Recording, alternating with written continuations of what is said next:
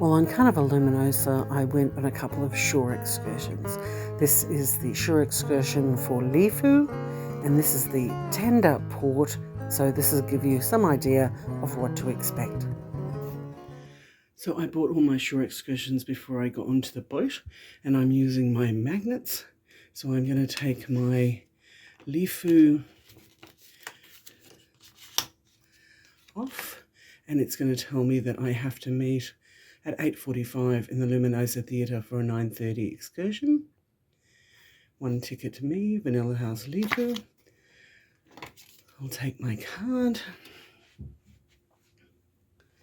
And I'll come over to my backpack, which does seem to be a different company. In the side, I've got my extra sunscreen and some lip gloss. I have my passport, some cash in small notes, and my card should I want to purchase anything, but there'll be nothing to purchase. And I will also have my power pack. So now that I have my ticket and my card, I'll put them in there, all ready to go.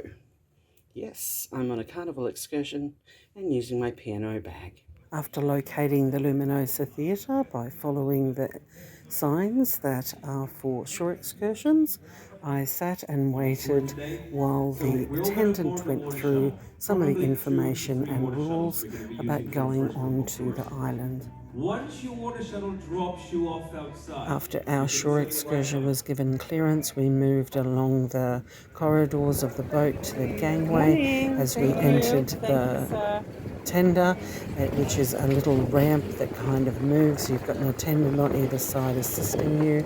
You just choose whichever seat that you want for the 15-minute journey over to the jetty. Following the tender transfer, we walked up a gravelled pathway to a car park where a group of buses were waiting to transfer our group to the Vanilla Plantation.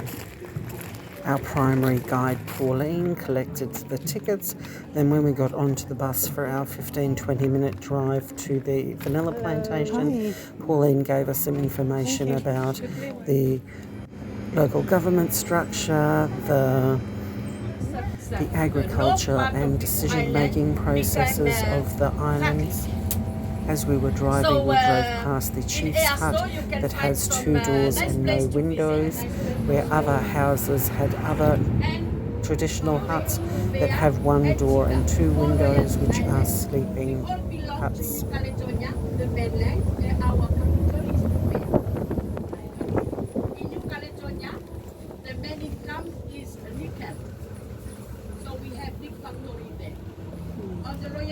Arriving at the Vanilla Plantation, we were given a traditional headdress, and Pauline continued to explain the different elements of the vanilla pod cultivation, and then we went through the garden area where the pods were grown, and then we went through the factory area where the vanilla pod is processed.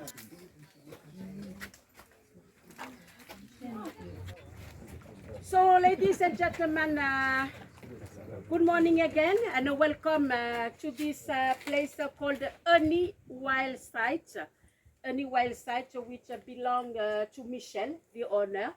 So here, as I told you before, we will explain to you about the vanilla plant from plantation to harvesting. Whole year, even we have 2 seasons, cool and hot, but in whole year it's always hot and humid.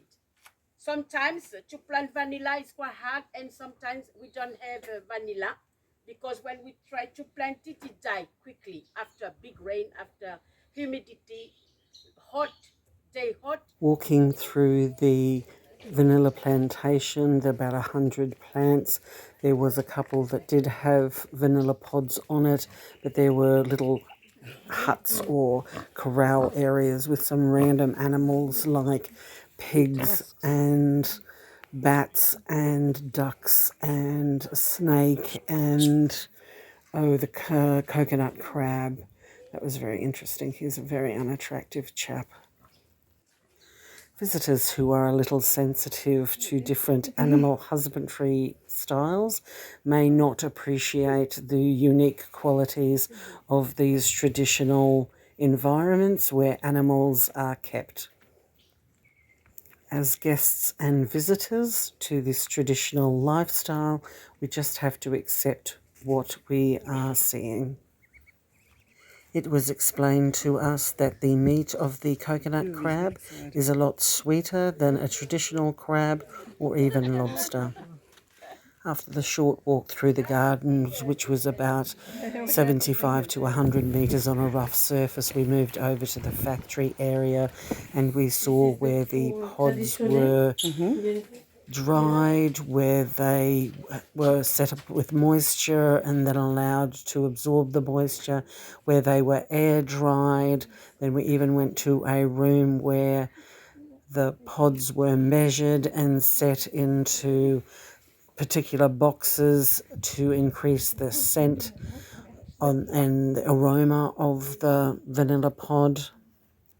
With the maturation of a vanilla orchid, it takes 3 years for them to develop a flower, and once the flower is mature and ready to be pollinated, it is a hermaphrodite. It has male and female, but there are no bees or anything to cross-pollinate. Once the villagers have cross-pollinated the flowers, it takes a lot of months for the seed to grow, and then when it comes into the drying process, there is a 3-week process and then a 2-month process, and then it comes into this room where it doesn't have any odour, so they set it upon one box and that for 3 months and another box for 6 months.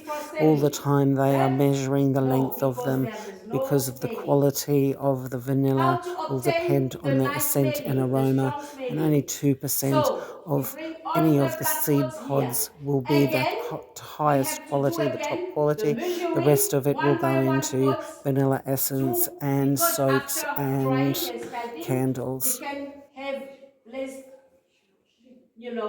kilo size. So again, people here, they will do the measuring one by one, put 2 months inside the small wooden box, 6 months in the big wooden box. 6 months, no opening, stay closed. Only open after 6 months. And when we open, we obtain the good smelling, strong smelling, and now it's good for sale. Following our tour of the factory, every excursion always ends up in the gift shop. So there were some carvings of turtles and kind of totem pole type area.